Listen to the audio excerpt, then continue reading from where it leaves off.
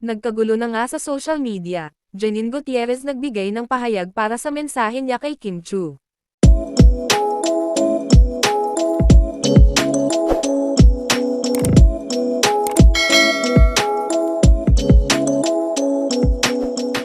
Nang lumabas ang mga balita sa social media tungkol kay Kim Chu at Paolo Avellino, nagkaroon na naman ng panibagong pag-uusapan ang karamihan.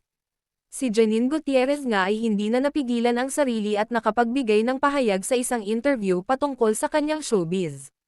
Naisingit nga ni Janine Gutierrez ang kanyang mensahe at reaksyon para sa isyu nila Paolo Avellino. Galit umano ang aktres na si Janina Gutierrez dahil daw itinago pa ni Kim Chu na may relasyon pala sila ni Paolo Avellino. Maraming nagulat na mga netizen sa reaksyon ni Janine at dahil din sa mga sinabi nito kay Kim Chu. Ayon naman sa pahayag ni Kim Chu, wala siyang ginawang mali. Nararapat lamang itong itago dahil wala naman dapat ipagmalaki pa sa buong mundo. Maraming sumuporta sa desisyon ni Kim Chu lalong-lalo na ang mga netizen at fans nila.